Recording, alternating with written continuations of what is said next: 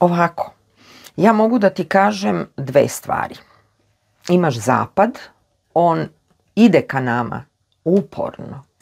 Mukice bore se da dođu do nas, do našeg znanja, a mi ga se odričemo. A imamo ga, 80% ljudi ga ima ili kroz intuiciju ili kroz šesto čulo. Intuicija je vezana za a šesto čulo je vezana za korene. Znači, to jest za naše, za naša čula. Intuicija je vezana za a šesto čulo za korene. Šesto čulo za korene, odnosno za čula. I zato je taj boravak u prirodi, čišćenje organizma. Ne možeš ti da živiš u gradu i da budeš vidovit. To je teška varijanta na temu. Još nesretoh. Ali ljudi koji provode... Pa možda neko ko je na neki način izolovan. Iako je u gradu. Možeš da se izoluješ, ali moraš da imaš vezu sa prirodom. Zašto? Zato što mi smo ustrojeni tako da bez prirode mi ne postojimo. Ne možeš da postojiš bez prirode. Ne možeš da postojiš ako ne hodaš bos barem pola dana. Ili u opancima.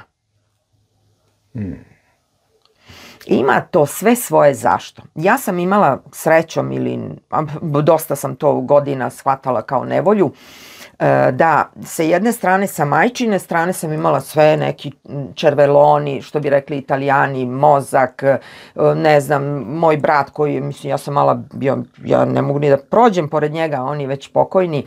On imao celu knjigu da zapamti, zvali ga Tesla u gimnaziji. Znači, ja mislim, ajde, koju rečenicu zapamtim, nešto što me hitne pogodi. Ali recimo, ne znam, Čukun deda s mamine strane bio čovek pismen.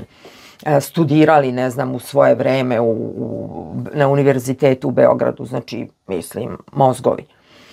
Ja smatram da nisam mnogo uzela od njih, mada volim tehnologiju i to, tu neki uticaj postoji sigurno s njihove strane. Ali kakav?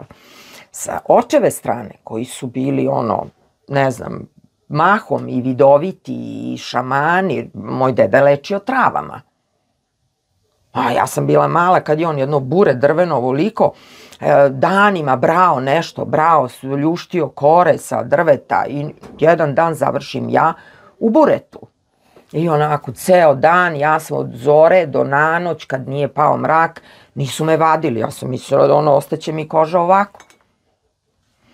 Ja mislim, Bogu hvala, znači ne dam se što se tiče zdravlja, nemam ni knjižicu, ni karton od osnovne škole. Jedva sam se na fakultet upisala bez kartona. To znači postoje neka ta znanja. Ja nisam otišla u tom pravcu, ali to nešto što ja kažem, zbog čega sam ja volela Teslu, to nešto, taj hologram koji je u bazi našeg DNK, to je nešto što je nama nevidljivo. Tu leži zapravo sposobnost viđenja. Kroz prozorljivost, takozvanu, mi imamo odličan izraz za to. Kažu, vidi, prozorljiv je. Vidi. Duboko verujem da ne možemo svi sve da vidimo.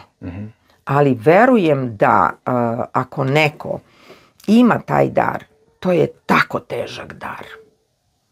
I ne da si izolovan, nego si skroz izolovan. To je teret, kakav ne mogu da ti opišem, zamisli spojiti nešto, ja sam samo malo dobila i od jednih i od drugih, malo, jako. I opet mi je to bila velika nevolja. Pa sam pošla da budem mega menadžer, super, dobijem šamarčinu, vraćaj se na analizu dlana. Jer ja sam se prebogu stidela, znaš, to sam ja na fakultetu kao da odmorim mozak radila. Misli koliko sam ja bila ego, koliko mi je bio velik. Kako se stidela? Pa kao šta to rade, znaš, ovi trange frange, to je neozbiljno. Ja tačno razumem kad mi se pojavi neko pa dođe, pa napljuje. Ciganka gleda u dlan. Ma, boli mene uvo sad, mislim, savršeno svejedno znam koliko ne znaju, razumeš? Da.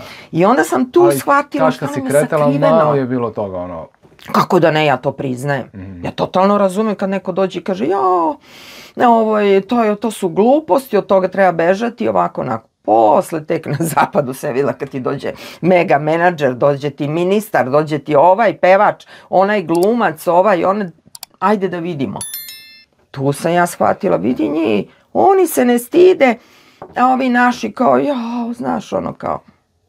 I onda krenem da kopam po tim izvorima, starim knjigama, ja sam biblioteke, ne znam koliko stolica odrala u raznim bibliotekama sveta, pogotovo ovoj našoj, gore narodnoj, sedeći i guleći stolice, čitajući knjige da bih saznala ono što na digitalno nije preneto.